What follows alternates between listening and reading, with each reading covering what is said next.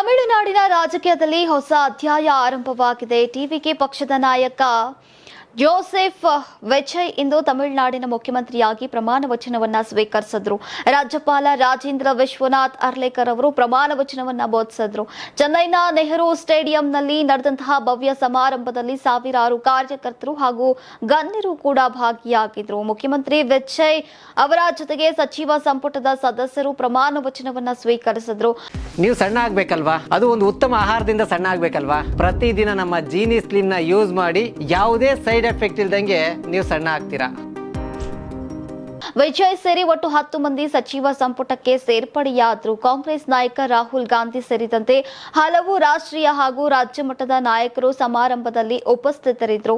ತಮಿಳುನಾಡಿನಲ್ಲಿ ಕಳೆದ 5 ವರ್ಷಗಳಿಂದ ನಡೆದಂತಹ ತೀವ್ರ ರಾಜಕೀಯ ಹೈ ಡ್ರಾಮಾಗೆ ಇಂದು ಅಂತ್ಯ ಸಿಕ್ಕಿದೆ. ಮೊದಲ ಚುನಾವಣೆಯಲ್ಲಿ ಆಶ್ಚರ್ಯ ಫಲಿತಾಂಶ ನೀಡಿ ಅತ್ಯಧಿಕ ಸ್ಥಾನಗಳನ್ನು ಗೆದ್ದಿದ್ದಂತಹ ಟಿವಿಕೆ ಪಕ್ಷ ಬಹುಮತದ ಅಂಚಿನಲ್ಲಿ ನಿಂತಿತ್ತು. ಆದರೆ ಕೊನೆ ಕ್ಷಣದಲ್ಲಿ ವಿಸಿಕೆ ಹಾಗೂ ಇಂಡಿಯನ್ ಯೂನಿಯನ್ ಮುಸ್ಲಿಂ ಲೀಗ್ ಪಕ್ಷಗಳು ಬೆಂಬಲವನ್ನ ಘೋಷಿಸಿದಂತಹ ಹಿನ್ನೆಲೆಯಲ್ಲಿ ವಿಜಯ್ ಸರ್ಕಾರ ರಚನೆಗೆ ದಾರಿ ಸುಗಮವಾಯಿತು. 120 ಶಾಸಕರ ಬೆಂಬಲದ ಪತ್ರವನ್ನ ರಾಜ್ಯಪಾಲರಿಗೆ ಸಲ್ಲಿಸಿದ ಬಳಿಕ ಸರ್ಕಾರ ರಚನೆಗೆ ಗವರ್ನರ್ ಅವರು ಗ್ರೀನ್ ಸಿಗ್ನಲ್ ಅನ್ನ ನೀಡಿದ್ರು. ನಂತರ ನಡೆದಂತಹ ಮಹತ್ವದ ಬೆಳವಣಿಗೆಯಲ್ಲಿ ವಿಸಿಕೆ ಮತ್ತು ಐಯುಎಂಎಲ್ ಪಕ್ಷಗಳು ಬೇಷರತ್ ಬೆಂಬಲವನ್ನ ಘೋಷಿಸಿದ್ದು ಈಗ ವಿಜಯ್ ಮುಖ್ಯಮಂತ್ರಿ ಪಟ್ಟಕ್ಕೇರೋಕೆ ಕಾರಣವಾಯಿತು. ಚಿತ್ರರಂಗದ ಸೂಪರ್ ಸ್ಟಾರ್ನಿಂದ ಇದೀಗ ರಾಜ್ಯದ ಆಡಳಿತ ಕೇಂದ್ರ ಬಿಂದುವಾಗಿರುವಂತಹ ವಿಜಯ್ ಅವರ ಮೇಲೆ ತಮಿಳುನಾಡಿನ ಜನರು ನಿರೀಕ್ಷೆ ಹೆಚ್ಚಿದೆ.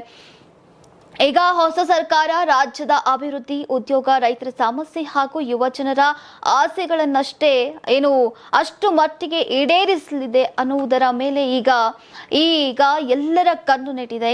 ಇದೀಗ ತಮಿಳುನಾಡಿನಲ್ಲಿ ಸಿನಿಮಾದಿಂದ ಸಿಎಂ ಕುರ್ಚಿಯವರೆಗೆ ವಿಜಯ್ ಅವರ ರಾಜಕೀಯ ಪಯಣ ಹೊಸ ಇತಿಹಾಸವನ್ನ ಸೃಷ್ಟಿಸಲಿದೆ.